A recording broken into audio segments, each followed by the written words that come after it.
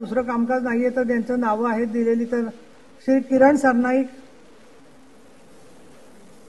वाटलेत का? माननीय सभापती महोदया, बाकी कामकाज घेते ना काय नाही असं नसतं.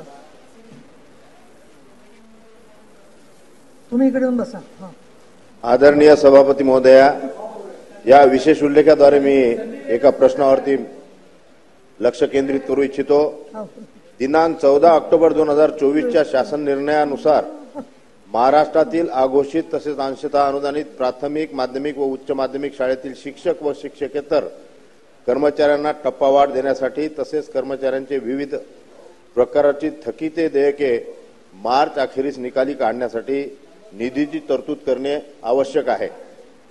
सभापती महोदया, दिनांक 14 ऑक्टोबर 2024च्या शासन निर्णयानुसार महाराष्ट्रातील प्राथमिक, माध्यमिक व उच्च माध्यमिक प्राथमिक शाळेतील 52,324 शिक्षक व शिक्षकेतर कर्मचाऱ्यांना वाढीव अनुदान टप्पा लागू करण्यासाठी जवळपास वार्षिक 1100 कोटी रुपये खर्च अपेक्षित आहे.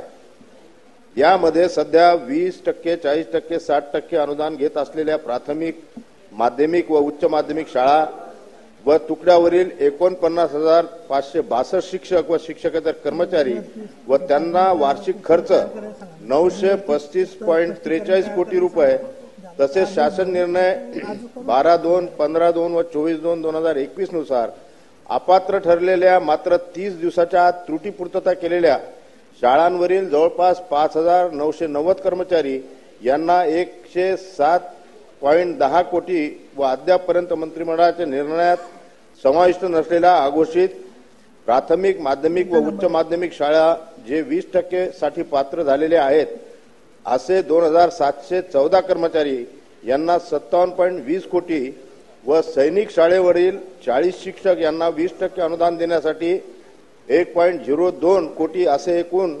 52,324 कर्मचाऱ्यांना वार्षिक खर्च 1100 कोटी होणार आहे. सन्माननीय सभापती महोदया, या कर्मचाऱ्यांना 1 जून 24 पासून वाढीव टप्पा देण्यासाठी संच मान्यता तसेच त्यांच्या निकषाची पडताळणी सुरू आहे.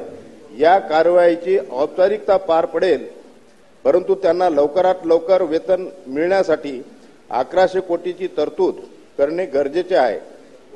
1100 कोटी रुपयाची रक्कम तरतूद करून अंशतः अनुदानित तसेच अघोषित शिक्षक व शिक्षकेतर कर्मचाऱ्यांना वाढीव टप्पा लागू करण्यासाठी निर्णय घेण्यात यावा.